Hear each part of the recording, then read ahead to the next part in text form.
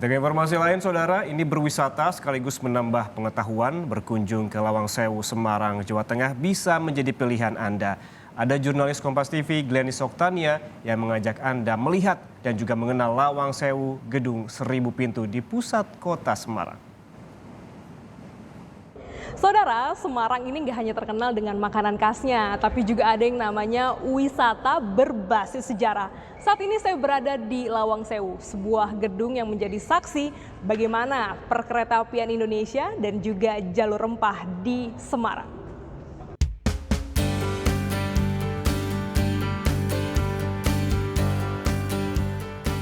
Dahulu kala, Lawang Sewu merupakan gedung perkantoran milik perusahaan kereta api swasta dari Belanda yang melayani transportasi di Jawa Tengah hingga Batavia. Dinamakan Lawang Sewu karena dalam bahasa Jawa berarti bangunan dengan 1000 pintu. Ya, bangunan seluas 18.000 meter persegi ini memiliki 928 pintu. Jendela dengan ukuran besar sering ditemukan pada bangunan di Indonesia. Hal ini untuk beradaptasi dengan iklim lembab dan panas di Indonesia. Bangunan utama di Lawang Sewu dibangun pada 27 Februari 1904 dan selesai pada Juli 1907. Sedangkan bangunan tambahan dibangun pada 1916 hingga 1918. Selain desain bangunan yang unik, Lawang Sewu memiliki ornamen kaca patri pabrikan. Kaca patri ini menceritakan kemakmuran dan keindahan Pulau Jawa, kekuasaan Belanda atas Semarang dan Batavia, serta kejayaan kereta api. Dulunya juga jalur di sana itu adalah jalur di mana selain mengangkut hasil rempah-rempah, juga mengangkut angkutan militer.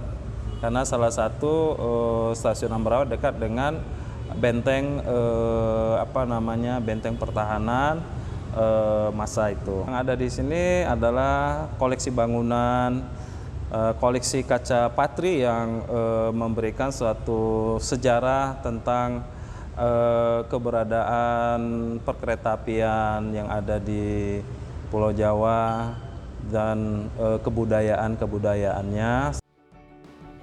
Sejak 1994, Lawang Sewu diserahkan pada PT Kereta Api Indonesia.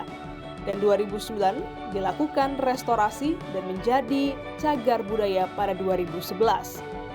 Saat ini, gedung Lawang Sewu digunakan sebagai museum berfungsi sebagai objek wisata dan edukasi sejarah perkeretaapian.